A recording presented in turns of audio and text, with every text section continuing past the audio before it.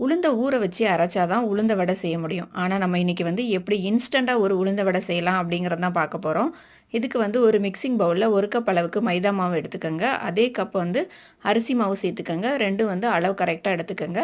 1/4 cup ரவை சேர்த்துக்கங்க. 1 cup வந்து கெட்டியான தயிர் சேர்த்துக்கங்க. தண்ணி சேர்த்துட்டு கொஞ்சம் கொஞ்சமா மிக்ஸ் பண்ணிக்கங்க. எந்த அளவுக்கு தண்ணி தேவையோ அந்த அளவுக்கு மிக்ஸ் பண்ணிட்டு, நமக்கு உளுந்த வடைக்கு மாவு எந்த மாதிரி ரெடி பண்ணுவோமோ, அந்த அளவுக்கு ரெடி பண்ணி எடுத்துக்கங்க. அது வந்து நம்ம கையில ஒட்டாத அளவுக்கு கரெக்ட்டா இருக்கணும். அப்பதான் வந்து நம்ம ஆயில்ல ஃப்ரை பண்ணும்போது கரெக்ட்டா இருக்கும்.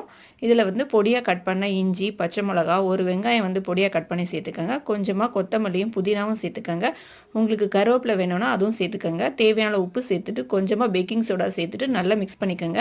பேக்கிங் சோடா சேர்க்கும்போது வந்து கொஞ்சம் நல்லா சாஃப்ட்டாவும், கிறிஸ்பியாவும் இருக்கும். அதுக்கு வேண்டி தான் பேக்கிங் சோடா சேர்த்துருக்கேன். ஆயில் வந்து நல்லா சூடு பண்ணிட்டு, நம்ம வந்து மாவு எப்படி உளுந்த வடைக்கு ரெடி பண்ணுவோமோ, அதே மாதிரி ரெடி பண்ணிட்டு, ஆயில்ல போட்டு நல்லா 2 பக்கமும் ஃப்ரை பண்ணிட்டு, நல்லா செவந்து வந்த பிறகு எடுத்துட்டிங்கன்னா, சூப்பரான உளுந்த வடை வந்து ரெடி ஆயிரும். இந்த மாதிரி கண்டிப்பா ட்ரை பண்ணி பாருங்க. ரொம்ப டேஸ்ட்டா இருக்கும். எப்படி இருக்குன்னு கமெண்ட்